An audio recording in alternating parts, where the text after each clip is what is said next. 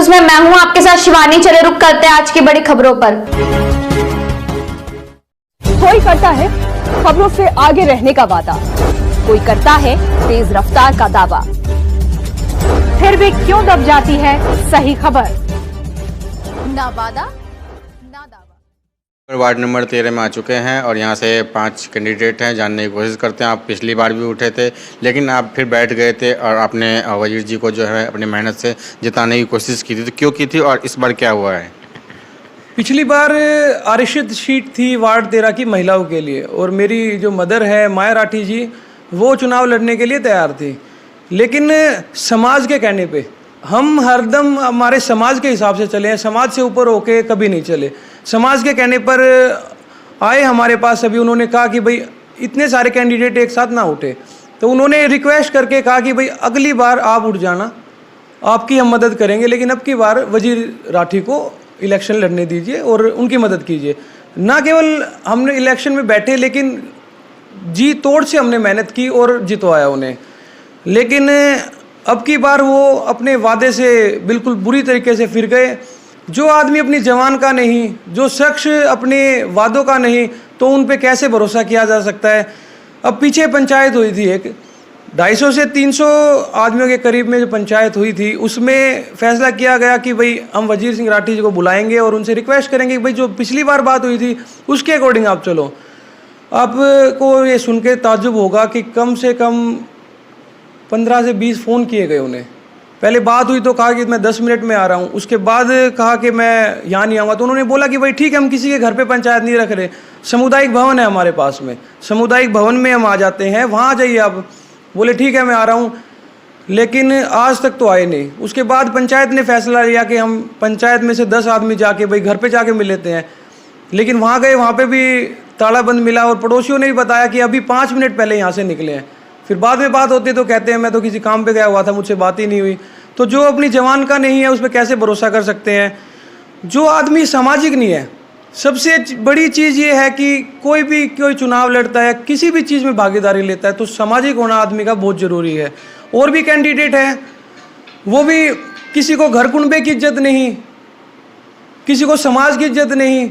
जो समाज और घर कुनबे की इज्जत नहीं करते, एक है भाई हम अपने चाचा मानते हैं, लेकिन कोई चाचा अपने भतीजे की छाती पे पैर रखता है। हमारे साथ भी यही हो रहा है कि भाई नहीं चाहते कि भाई आगे बढ़े, ये समाज की सेवा करे। हम आज तक उनसे रिक्वेस्ट करते रहे कि भाई आप बड़े हो, आप संभाल लेना, सब कुछ आपको ही देखना है, लेकिन नहीं। जो जिसमें सेल्फिशनेस आ जाती है, अपने हर काम के लिए खुद घमंड जिसमें आ जाता है वो आगे जाके जो है कुछ नहीं कर सकता। किसी चीज़ में घमंड नहीं होना चाहिए। मेन जो सेवा करने का जो लक्ष्य होना चाहिए वो नहीं है। तो मेरा तो यही है आगे भी कहना कि भाई जो भी काम करो समाज के हित में करो, समाज से परामर्श से करो। तो देख पा रहे हैं साहब, सब मोहित जी का कहना है जो समाज में रह के सभी पंचायत में जाते हैं और गरीबों के लिए 24 घंटा उनका दरवाज़ा खुला रहता है, उन्हीं लोगों को वोट दे, ना कि ऐसे लोगों जो बार बार आपको यहाँ चक्कर लगाए, वहाँ आइए यहाँ आइए और आते कहीं नहीं है। तो इस बार युवा लोगों को आप जितवाइए ताकि अपने वार्ड में और ज़्यादा विकास हो सके और हरियाणा आगे जा सके। हरियाणा से रंजन जायसवाल की रिपोर्ट। नमस्कार, आप देख रहे हैं न्यूज़ इंडिया। आपको बताने की कोशिश करेंगे लगातार बहादुरगढ़ में हर एक वार्ड में जाकर दिखा रहे हैं कितना विकास हुआ है। मोहित जी से जानने की कोशिश करेंगे आप क्यों खड़े हुए हैं, उद्देश्य क्या है आपका? देखो, उद्देश्य मेरा सिर्फ ये है, जो हमारा जो वार्ड 13 है इसके साथ जो सोतेला व्यवहार हुआ है, मैं नहीं चाहता। एक मिनट। तो लगातार जानने की कोशिश करेंगे मोहित जी का उद्देश्य क्या है, क्या कारण है जिस पर खड़े हुए हैं। मेरा जो मेन लक्ष्य है, मेन उद्देश्य है वो ये है कि जो हमारा वार्ड 13 है वो वार्ड में पूरे बहादुरगढ़ में सबसे नंबर 1 हो। जो लास्ट के जो 5 से 10 साल जो कार्यकाल था जो पार्षद का और जो बहादुरगढ़ में जो चेयरमैन का जो कार्यकाल था, उस समय में हमारे वार्ड के साथ जो सोतेला व्यवहार हुआ है शायद ही बहादुरगढ़ के किसी वार्ड के साथ हुआ हो। आप और वार्डों में देखेंगे बैठने के लिए बुजुर्गों के लिए बेंचेस है, स्पीड ब्रेकर्स है कि कोई दुर्घटना ना हो, स्ट्रीट लाइटें हर खंभे पे लगी हुई है, सफाई की, पानी की समस्या कुल मिला के हमारे वार्ड से बेहतर है। लेकिन जो हमारे वार्ड के साथ जो सोतेला व्यवहार हुआ है, मैं हमारी जनता की तरफ से बोल रहा हूँ, हमारे वार्ड में कुछ भी काम नहीं हुआ। तो मैं नहीं चाहता कि भाई आगे भी ऐसा हो, तो इसलिए हम हमारे वार्ड को अच्छा बनाएं, हमारे वार्ड को सुधारें और उसके लिए एक अच्छा नेतृत्व की ज़रूरत है। मैं समाज के बीच में रहने वाला हूं, तो मुझे पता है कि हमारे समाज में क्या समस्या है, क्या समस्या कैसे ठीक हो सकती है। तो समाज के बीच में रहने वाला हूँ, तो मेरे को पता है कि किस तरीके से हम हमारे समाज की इन समस्याओं को दूर कर सकते हैं। अभी जैसे हम लगातार घूम रहे हैं सुबह से, कहीं जगह नाली नहीं है, कहीं स्ट्रीट लाइट नहीं है, और कहीं लोगों को जो है 45 साल में पेंशन मिल रहा है और कईयों को तो 60 साल के बाद भी नहीं। इन सब की क्या क्या परेशानी होती है? देखो, सबसे बड़ा तो हमारे जो वार्ड में जो दिक्कत है ये है आपसवाद।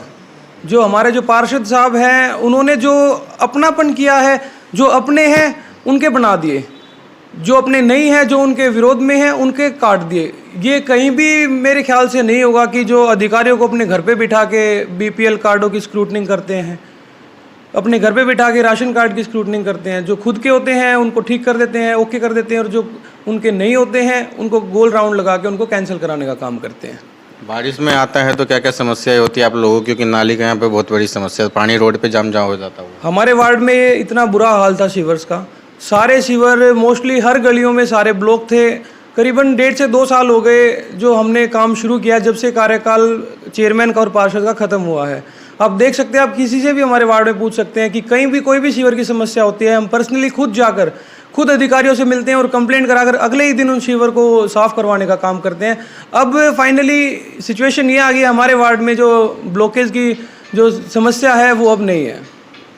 कई बार जनता से हम लोग लगातार बात किए हैं, वजीर जी से काफ़ी जनता नाराज़ चल रहे हैं, लेकिन अगर जनता अगर आपको आशीर्वाद देती है तो क्या क्या सबसे पहले क्या प्रायोरिटी होगा आपका?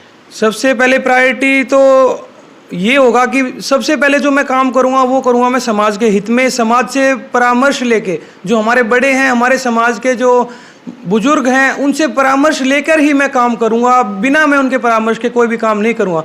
और प्राथमिकता हमारी है, सबसे पहला जो मेरा काम होगा वो ये होगा, हमारे वार्ड में जो बुजुर्ग हैं, जो बुढ़ापा पेंशन उन्हें मिलती है, उनको लेने के लिए 2.5 से 3 घंटे लाइनों में खड़ा रहना पड़ता है। गर्मी के समय में ऑटो, 3 व्हीलर, रिक्शा वगैरह लेके जाते हैं, बहुत ज़्यादा परेशानी हमारे बुजुर्गों को होती है।